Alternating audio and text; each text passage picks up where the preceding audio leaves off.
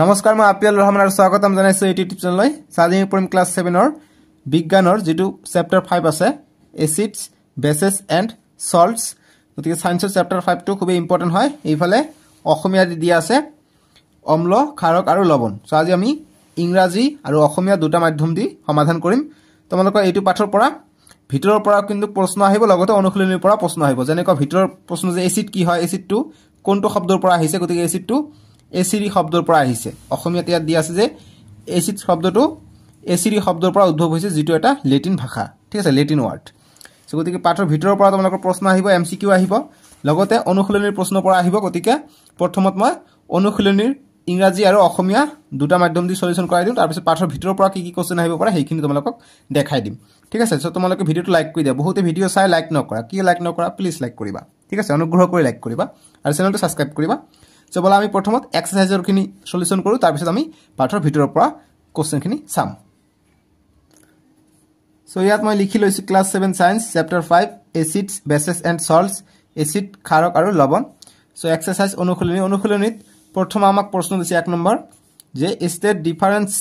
Between acids and bases অম্ল আৰু ক্ষাৰকৰ মাজত পাৰ্থক্য লিখা আমি উত্তৰটো আনন্দৰে কৰিম এনসাৰ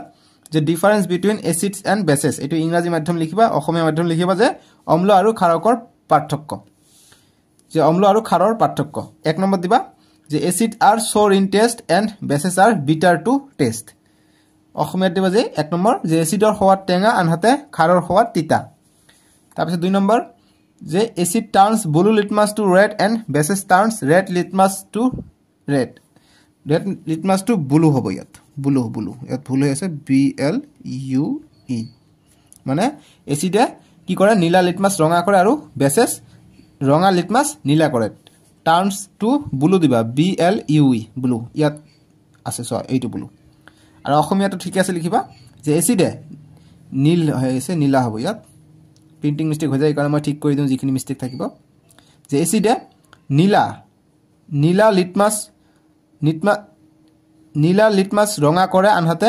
ক্ষাৰে ৰঙা লিটমাস নীলা কৰে এসিডে নীলা লিটমাস ৰঙা কৰে আনহাতে ক্ষাৰে ৰঙা লিটমাস নীলা কৰে ঠিক আছে এইটো ঠিক আছে জাস্ট অসমীয়াটো ভাঙনি কৰি দিছো ইংৰাজীটোৰ ঠিক আছে ধুনিয়া ভাবে দিছো আনসাৰখিনি তাৰ পিছত আমাক 3 নম্বৰ পাৰ্থক্য দিবা 4 নম্বৰ হৈছে 3 নম্বৰ বুলি দিবা 3 নম্বৰ পাৰ্থক্য দিবা এইটো 1 2 3 এইটো মই নিজে টাইপিং কৰিছো অকমান মিস্টেক হৈ থাকিলে সেই কাৰণে মই নিজে ঠিক কৰাই দিও ঠিক আছে 3 নম্বৰ পাৰ্থক্য লিখিবা যে acids contains hydrogen ion and bases contain hydroxyl ion অসমীয়াত দিবা যে এসিডে হাইড্ৰোজেন আয়ন মুক্ত কৰে আনহাতে ক্ষাৰে হাইড্ৰক্সিল আয়ন মুক্ত কৰে ঠিক আছে এতিয়া 2 নম্বৰ প্ৰশ্ন দিছে যে ammonia is found in many household products such as window cleaners it turns red litmus blue what is its nature অসমীয়া দিছে যে খিৰিকী পৰিষ্কাৰৰ নিচিনা বহুত ঘৰুৱা এমোনিয়া থাকে ই ৰঙা লিটমাস নীলা কৰে ই কি প্ৰকৃতি গতিকে ৰঙা লিটমাস যেতিয়া নীলা কৰে তেতিয়া ৰঙাটো যেতিয়া নীলা কৰিব তেতিয়া হ'ব কি ক্ষাৰকীয় এনসাৰ লিখিম যে এমোনিয়া হ্যাজ বেসিক নেচাৰ অসমীয়াত দিম যে এমোনিয়াৰ প্ৰকৃতি ক্ষাৰকীয় ঠিক আছে এতিয়া আমি 3 নম্বৰ প্ৰশ্নটোৰ সমাধান কৰিম 3 নম্বৰ প্ৰশ্ন দিছে name the source from which litmus solution is obtained what is the use of this solution মানে 3 নম্বৰ প্ৰশ্ন দিছে যে লিটমাস দ্ৰব্যৰ উৎসটোৰ নাম লিখা এই দ্ৰব্যৰ ব্যৱহাৰ কি গতিকে লিটমাস দ্ৰব্যটোৰ নাম লিখিব গৈছে আৰু লিটমাস দ্ৰব্যৰ উৎসটোৰ নাম লিখিব গৈছে আৰু এই দ্ৰব্যৰ ব্যৱহাৰ কি আমাক লিখিব গৈছে এটো 3 নম্বৰ প্ৰশ্ন ঠিক আছে ইংৰাজী মাধ্যম আৰু অসমীয়া মাধ্যম দি আছে একেলগে আনসাৰ কৰিবা যে লিটমাস সলিউশন ইজ এক্সট্ৰাক্টেড ফ্ৰম লাইকেনছ লাইকেনৰ পৰা লিটমাস সলিউশন এক্সট্ৰাক্ট কৰা হয় it is used to determine whether the given solution is acidic or basic গতিকে ক্ষাৰ বা অম্ল বা ক্ষাৰ যদি এটা আমি পৰীক্ষা কৰিব যা তেনেহলে আমি এই লিটমাস ব্যৱহাৰ কৰো লিটমাসটো লাইকেন এটা গছত থাকে লাইকেনৰ পৰা আমি সংগ্ৰহ কৰো ঠিক আছে গতিকে আমি উত্তৰ কৰিম অসমীয়া দি যে লিটমাস দ্ৰব্য উৎপন্ন কৰা উৎস হল লাইকেন এই দ্ৰব্যৰ দ্বাৰা কোনো প্ৰদত্ত দ্ৰব্য আম্লিক নে ক্ষাৰকীয় প্ৰমাণ কৰিব পাৰি ঠিক আছে 4 নম্বৰ প্ৰশ্ন দিছে যে is the distilled water acidic basic or neutral how would you verify it কৈছে যে পাতিত পানী আম্লিক ক্ষাৰকীয় নে প্ৰশম তুমি এইটো কেনেকৈ প্ৰমাণ কৰিবা গতিকে পাতিত পানী আমি কেনেকৈ প্ৰমাণ কৰিম এনসাৰ কৰিম যে distilled water will be neutral we can verify it by showing that neither blue nor red litmus paper change its color when dipped in it গতিকে অসমীয়াত লিখিবা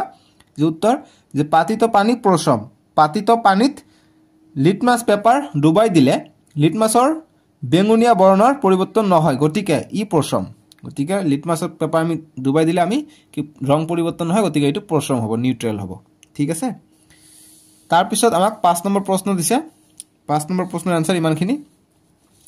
5 নম্বৰ প্ৰশ্নটো পঢ়া যে describe the process of neutralization with the help of an example 5 number যে এটা উদাহৰণ সহ প্ৰশমন প্ৰক্ৰিয়াৰ বৰ্ণনা কৰা আমি উত্তৰ কৰিম ইংৰাজী দি উত্তৰ কৰিম প্ৰথম যে the reaction between an acid and a base is known as neutralization salt and water are produced in this process with the evolution of heat example dim amak with example dibo goise example to another dim je example je sodium hydroxide react with hydrochloric acid gives sodium chloride and water eti 5 number অসমীয়াৰ কাৰণে উত্তৰ কৰিবা তোমালোকে ইয়াৰ পৰা যে পৰসম বিক্ৰিয়া যে acid আৰু ক্ষাৰৰ মাজত বিক্ৰিয়াক পৰসম বিক্ৰিয়া বলে এই বিক্ৰিয়াত লবণ আৰু পানীৰ উৎপন্ন হয় লগতে তাপৰ উদ্ভৱ হয় উদাহৰণ স্বৰূপে সোডিয়াম হাইড্ৰক্সাইডৰ লগত হাইড্ৰক্লোৰিক এসিডৰ বিক্ৰিয়া ঘটি সোডিয়াম ক্লোৰাইড আৰু পানী উৎপন্ন হয় ইমানখিনি কৰিবা তোমালোকৰ 5 নম্বৰ উত্তৰ হৈ যাব ঠিক আছে স্ক্ৰিনশ্বট নহলে ভিডিওটো ৰখাই দি লিখি লোৱা এটা 6 নম্বৰ প্ৰশ্ন দিছে যে mark T if the statement is true শুদ্ধ হলে টি লিখিব গৈছে and F if it is false F লিখিব গৈছে যদি ফলস হয় গতিকে ফলসৰ এফ টু লৈছে আৰু টু ৰ টি টু লৈছে ইয়াত 6 নম্বৰ অসমীয়াত দিছে যে তলৰ বাক্যটো শুদ্ধ হলে সু আৰু অশুদ্ধ হলে অচিন দিবা 1 নম্বৰ দিছে nitric acid turns red litmus blue যে নাইট্ৰিক এসিডে ৰঙা লিটমাস কাগজ নীলা কৰে গতিকে এটো হ'ব অশুদ্ধ ফলস হৈ যাব ঠিক আছে গতিকে এফ অ হ'ব ইয়াত হ'ব টিক চিন आंसर হ'ব উত্তৰ হ'ব এফ মানে অ কাৰণ নাইট্ৰিক এসিড হয় এসিডটো কি কৰে এসিড নীলা লিটমাসে ৰঙা কৰে কিন্তু ৰেড লিটমাস ৰেডে থাকিব গতিকে ৰেড লিটমাস নীলা কৰে বুলি কৈছে ৰঙা লিটমাস নীলা কৰে বুলি কৈছে এইটো অশুদ্ধ হ'ব ভুল হ'ব যদি নীলা লিটমাস ৰঙা কলে হয় তেনহলে শুদ্ধ হলে হয় ঠিক আছে গতিকে এইটো ফলস হ'ব 2 number sodium hydroxide turns blue litmus red গতিকে সোডিয়াম হাইড্ৰক্সাইড যে সোডিয়াম হাইড্ৰক্সাইডে নীলা লিটমাস ৰঙা কৰে গতিকে নীলা লিটমাস ৰঙা নকৰে কাৰণ সোডিয়াম হাইড্ৰক্সাইড কি হয় এটা বেস হয় ক্ষাৰক হয় গতিকে ক্ষাৰকে নীলা লিটমাস নীলাই কৰে ৰঙা নকৰে গতিকে এইটো ফলস হ'ব এইটো হৈ যাব অশুদ্ধ তাৰপিছত 3 নম্বৰ প্ৰশ্ন যে sodium hydroxide and hydrochloric acid neutralize each other and form salt and water গতিকে এইটো ট্ৰু হ'ব ঠিক আছে এইটো হ'ব উত্তৰ সঁচা হ'ব কিয়নো সোডিয়াম হাইড্ৰক্সাইড আৰু হাইড্ৰক্লোৰিক এসিড যেতিয়া কি হয় ৰিয়েক্ট কৰে নিউট্ৰেলাইজ ৰিয়েকচন হয় কি হয় লবণ আৰু পানী হয় অসমীয়াত দিছে সি নম্বৰটো যে সোডিয়াম হাইড্ৰক্সাইড আৰু হাইড্ৰক্লোৰিক এসিড পৰস্পৰক প্ৰশমিত হয় আৰু লবণ আৰু পানী উৎপন্ন হয় গতিকে এইটো হ'ব শুদ্ধ ঠিক আছে এইটো হ'ব শুদ্ধ 4 নম্বৰ দিছে যে indicator is a substance which shows different colors in acidic and basic solution গতিকে এইটো কি হৈ যাব এইটো ট্ৰু হ'ব সঁচা হ'ব অসমীয়া দিছে 2 নম্বৰ যে সূচক হল এবিধ পদাৰ্থ যিয়ে ক্ষাৰকীয় আৰু আম্লিক দ্ৰব্যত বেলেগ বেলেগ বৰণ দেখুৱায় গতিকে এইটো শুদ্ধ হ'ব আম্লিক আৰু ক্ষাৰকীয় মাধ্যমত বেলেগ বেলেগ বৰণ দেখুৱায় সূচক বস্তুটো ইন্ডিকেটৰ গতিকে এইটো হ'ব শুদ্ধ ঠিক আছে তাৰপিছত ই নম্বৰটো দিছে যে টুট ইটো নহয় এটো 5 নম্বৰ হ'ব তোমালোকে ইংৰাজীত আছে এটো 5 নম্বৰ অসমীয়াত আছে এটো ই নম্বৰ ঠিক আছে এটো হৈছে 5 নম্বৰ এটো হৈছে ই নম্বৰ 5 নম্বৰ দিছে যে tooth decay is caused by the presence of a base গতিকে যেটো টুথ আছে মানে ই নম্বৰটো দিছে অসমীয়াত যে ক্ষাৰকৰ উপস্থিতিৰ বাবে দন্তক্ষয় ৰোগ হয় গতিকে দন্তক্ষয় ৰোগ এসিডৰ উপস্থিতিৰ বাবে হয় যেতিয়া আমাৰ মুখৰ ভিতৰত pH যেতিয়া 5.5 তকৈ কম হয় তেতিয়া আমাৰ দন্তক্ষয়ৰ সূচনা হয় গতিকে pH অৰ্থাৎ এসিডৰ কথা বুজাইছে গতিকে ক্ষাৰকৰ উপস্থিতিত নহয় গতিকে এটো ফলস হ'ব এটো হ'ব অশুদ্ধ ঠিক আছে এটো হ'ব অশুদ্ধ কাৰণ ক্ষাৰকৰ উপস্থিতিত আমাৰ দন্তক্ষয় নহয় এসিডৰ উপস্থিতিতহে দন্তক্ষয় হয় ঠিক আছে গতিকে এটো হৈ যাব অশুদ্ধ 5 নম্বৰটো এতিয়া 7 নম্বৰ প্ৰশ্ন দিছে যে দৰ্জি has a few bottles of soft drink in his restaurant but unfortunately these are not labeled he has to serve the drinks on the demand of customers one customer wants acidic drink another wants basic and third one wants neutral drink. How will Dorji decide which drink is to be served to whom? মানে অসমীয়াত দিছে যে ডেকা ৰেষ্টুৰেণ্টত কিছু মৃদু পনীয় bottle আছে কিন্তু দুৰ্ভাগ্যবশত এইবোৰত লেবেল নাই এই পনীয়বিলাক তেওঁ গ্ৰাহকৰ চাহিদা অনুযায়ী যোগান ধৰিব লাগে এজন গ্ৰাহকক আমলিক আন এজন গ্ৰাহকক খাৰকীয়া আৰু তৃতীয়জনক পশম পানীয় লাগে কোনজনক কোনটো পানীয় দিব লাগিব কেনেকে থিৰাং কৰিবা গতিকে বটল আছিলে তিনিটা বটল আছিলে তাতে লেবেল কৰা নাই যে কোনটো খাৰকীয়া কোনটো আমলিক কোনটো পশম গতিকে কেনেকে এইটো দিব গতিকে আমি লিটমাছ পেপাৰৰ সহায়ত পাৰিব গতিকে আমি উত্তৰটো কৰিম এনেদৰে 7 নম্বৰ উত্তৰ কৰিবা যে দৰ্জি can decide with the help of litmus paper অসমীয়াত লিখিবা যে উত্তৰ যে ডেকাই লিটমাছ পেপাৰৰ দ্বাৰা বটলবোৰ চিনাক্ত কৰিব পাৰিব 1 নম্বৰ কেনেকৈ সিলেক্ট কৰিম যে the drink which would turn red litmus blue would be basic মানে যে যেটো বটলৰ পানী হয় বা পানী যে যেটো বটলৰ পানী লিটমাছৰ বৰণ নীলা কৰে সেই বটলবোৰ খাৰকীয়া গতিকে ৰঙা লিটমাছ নীলা কৰিলে কি হ'ব এটো খাৰকীয়া হ'ব তেনেকৈ আমি এটো বটল খাৰকীয়া বুলি প্ৰমাণ কৰিব পাৰিম যি সকলে যেটো খাৰকীয়া বিচাৰে তাক খাৰকীয়া দিম আৰু 2 নম্বৰ লিখিম যে if the drink turns a blue litmus to red would be acidic যেটো বটলৰ পানী হয় বা পানী দিব পৰা অকল পানী লিখিলো নো প্ৰবলেম যে যেটো বটলৰ পানী নীলা লিটমাছৰ বৰণ ৰঙা কৰে সেইবোৰ আমলিক পনীয় ঠিক আছে বা পানী আমলিক পানীয় বা পনী ঠিক আছে আমলিক পনীয় বা পানী দিলো নো প্ৰবলেম নাকাটো পানীয় দিলে হ'ব লিখিবা যে যেটো বটলৰ পানী নীলা লিটমাছৰ বৰণ ৰঙা কৰে গতি নীলা লিটমাছ ৰঙা কৰিলে কি হ'ব এটো আমলিক পানীয় হ'ব বা আমলিক পানী হ'ব তাৰপিছত 3 নম্বৰ দিবা যে the drink which would not affect both red and blue litmus would be neutral মানে 3 নম্বৰ অসমীয়াত দিবা যে লিটমাছৰ বৰণৰ কোনো খলনি নহলে সেইবোৰ বটলৰ পানীয় পশম পানীয় বা পশম পানীয় যদি ৰঙা লিটমাছ আৰু নীলা লিটমাছক একো পৰিৱৰ্তন নহয় তেনেহলে এটো হ'ব পশম পানীয় বা পানীয় বা পানী দিলে হৈ যাব ঠিক আছে গতি পানীয় দিবা মই যেটো দিছো হেতু দিবা সুবিধা হ'ব এতিয়া আমাক নেক্সট প্ৰশ্ন দিছে 8 নম্বৰৰ প্ৰশ্নবিলাক দিছে যে এক্সপ্লেইন হোৱাই 8 নম্বৰ যে কাৰণ ব্যাখ্যা কৰা এই নম্বৰ দিছে যে N antacid tablet is taken when you suffer from acidity মানে এসিডিটিত ভুগিলে তুমি অম্লনাশক ট্যাবলেট খোৱা গতিকে আমাক এটো কাৰণ দৰ্শাব লাগে ব্যাখ্যা কৰিব লাগে এক্সপ্লেইন কৰিব লাগে আমি ইংৰাজী মাধ্যম দি প্ৰথমত কৰিম যে এই নম্বৰটো যে we take an antacid tablet contain bases in composition which neutralizes the excessive acid released in stomach অসমীয়াত লিখিম যে অম্লনাশক ট্যাবলেট হল খাৰৰ দ্বাৰা তৈয়াৰী এসিডিটিত ভুগিলে খাৰ খালে এই খাৰে অতিৰিক্ত এসিডক খাৰে প্ৰশমিত কৰে ফলত এসিডিটি উপশম হয় ঠিক আছে এইটো গল 8 এ নম্বৰটো এতিয়া 8 বি নম্বৰটো দিছে যে calamine solution is applied on the skin when an ant bites অসমীয়াত দিছে যে পৰুৱাই কামুৰিলে ছালত কেলামাইন দ্ৰব্য ঘহা হয় কিয় গতিকে আমি ইয়াৰ বাবে প্ৰথম ইংৰাজীত উত্তৰ কৰিম যে এনসাৰ বি যে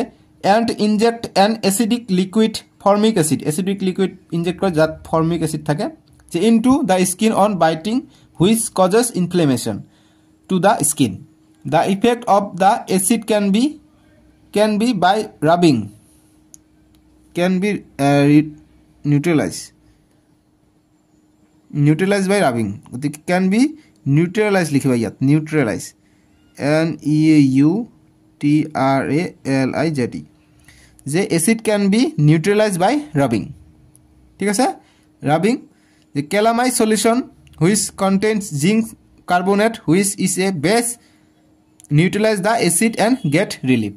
গতিকে ইয়াত লিখিবা neutralize এইটো কথা এই যে neutralize neutralize neutralized ঠিক আছে ইয়াত লিখিবা যে the effect of the acid can be neutralized by rubbing neutralized to ইয়াত যদি বুজা নাই ইয়াত হৈছে এইটো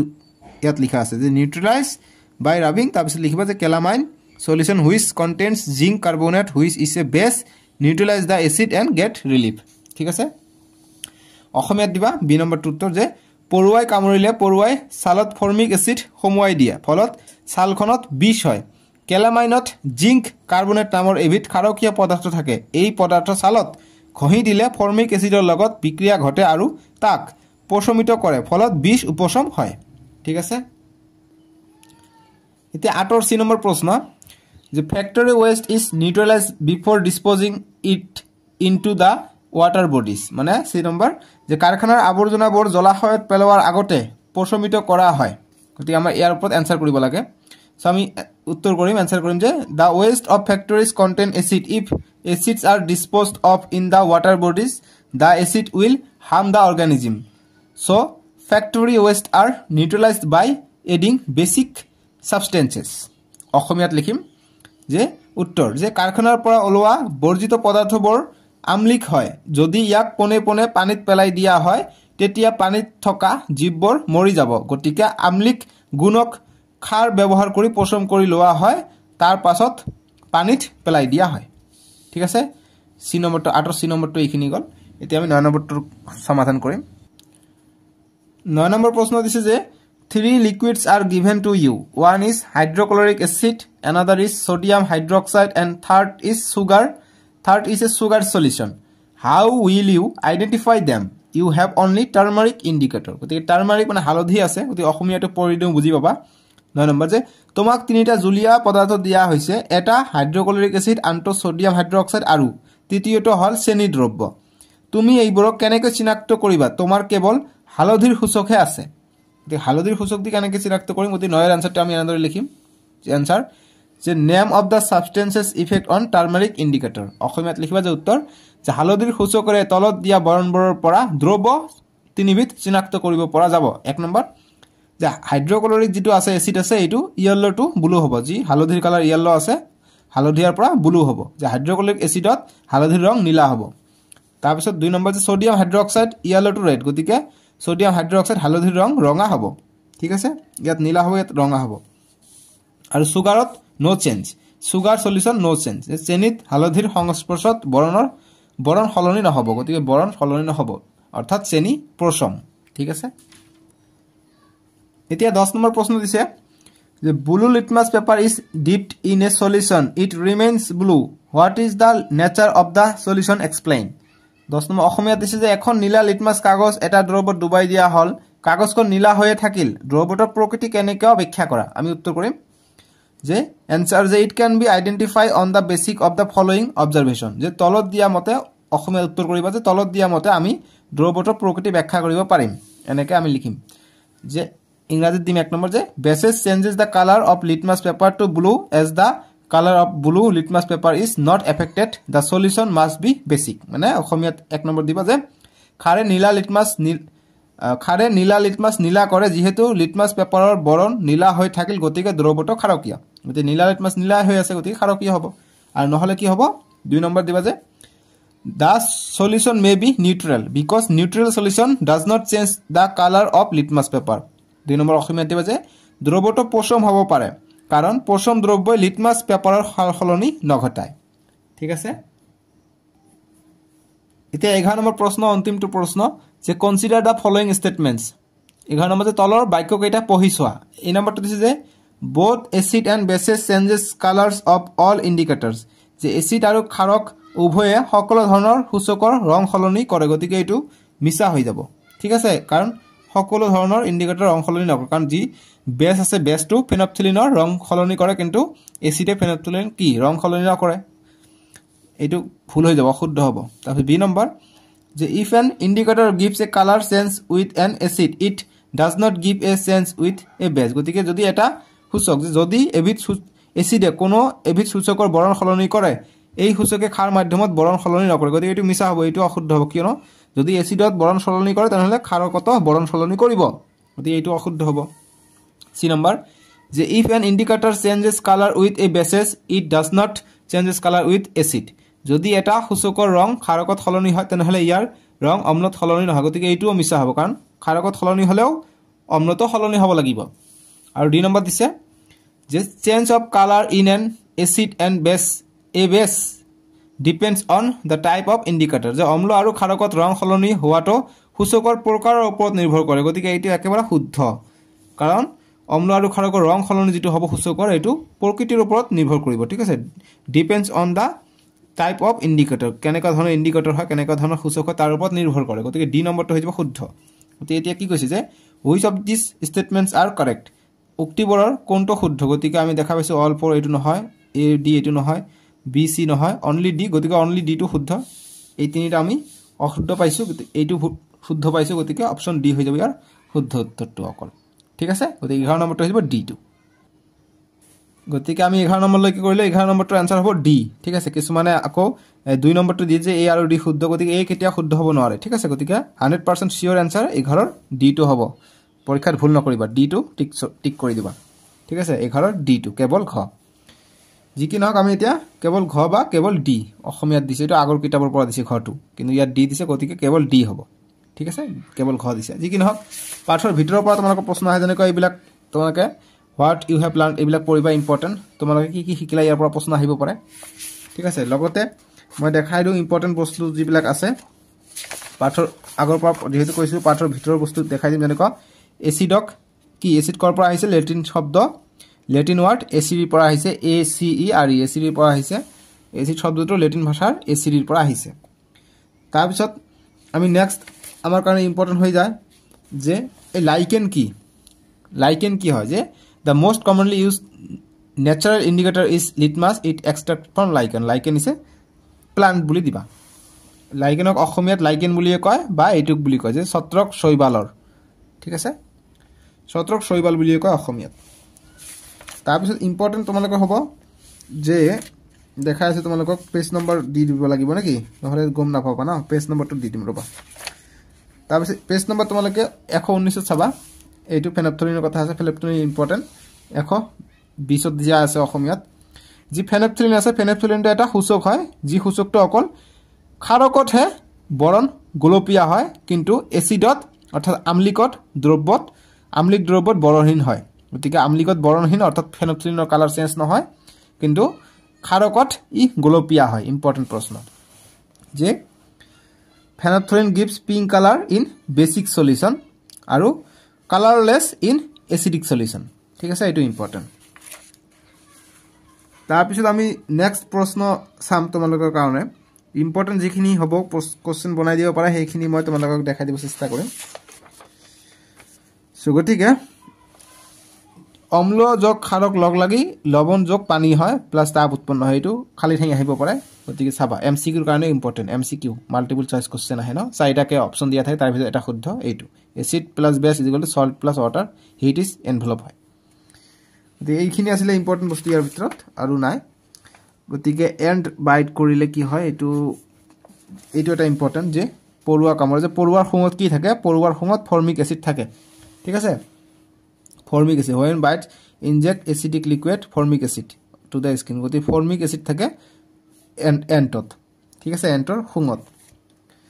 গতিকে এইখিনি আছে, আৰু বেছি নাই পঢ়িবলগীয়া। ঠিক আছে, গতিকে তোমালোকে এইখিনি পঢ়িলে হৈ যাব। অনুশীলনী প্ৰশ্নবিলাক ইম্পৰ্টেণ্ট, সেইখিনি পঢ়িবা, আৰু লগতে মই যিখিনি কৈ দিলোঁ দবাই দিলোঁ সেইখিনি তোমালোকে পঢ়িবা হা। চ' মই আৰু চাই আছোঁ, যদি কিবা ইম্পৰ্টেণ্ট থাকে তোমালোকক দেখাই দিব পাৰিম, আৰু নাথাকিলে মই তোমালোকক আৰু দেখাই দিব দৰকাৰ নাই। ঠিক আছে, গতিকে আৰু নাই, এইটো পাঠৰ পৰা ইম্পৰ্টেণ্ট বস্তু আৰু নাই, চবখিনি আমি কৈ দিলোঁ। চ' এইখিনি পঢ়িবা। What you have learn page number 123 দিয়া আছে। যেনেকুৱা এইটো যে an acid and a bases neutralize each other and form salt, a salt may be acidic, basic or neutral. গতিকে চল্ট কি হ'ব পাৰে, অপশ্যনত আহিব পাৰে MCQ। গতিকে MCQ আকাৰে আহিলে চল্টটো কি হ'ব পাৰে, আম্লিকীয় হ'ব পাৰে, ক্ষাৰকীয় হ'ব পাৰে, বা পচমীয় হ'ব পাৰে। ঠিক আছে, যদি এটা অম্ল আৰু ক্ষাৰকে পৰস্পৰক পচমিত কৰে, ঠিক আছে, তেতিয়া লৱণ উৎপন্ন কৰে। লৱণটো যিকোনো তিনিটাৰ ভিতৰত এটা হ'ব পাৰে। চ' আজিলৈকে ইমানে আছিলে। আমি নেক্সট ভিডিঅ'ত তোমালোকৰ এইখিনি নাহে, এক্সটেণ্ডেড প্ৰজেক্ট লাৰ্ণিং যিবিলাক আছে এইবিলাক নাহে, এইবিলাক নপঢ়িবা, দৰকাৰ নাই পঢ়িব। কিন্তু ইয়াত ইম্পৰ্টেণ্ট বস্তু আছে, ইয়াত ফেটি এচিড, এমিনো এচিড, যে আমাৰ শৰীৰৰ চৰ্বি সময়ত কি থাকে, গতিকে ফেটি এচিড থাকে। ঠিক আছে, যে that fat our body content fatty acid, fatty acid থাকে আমাৰ বডিত, ইম্পৰ্টেণ্ট। ঠিক আছে, বাকীখিনি তোমালোকে নপঢ়িলেও হৈ যাব। এতিয়া আমি নেক্সট ভিডিঅ'ত তোমালোকৰ ডেছক্ৰিপশ্যনত পাই যাবা, এইটো ভিডিঅ'ৰ ডেছক্ৰিপশ্যনত, নহ'লে স্ক্ৰীনত উঠিছে, তাতে ক্লিক কৰি চাব পাৰিবা।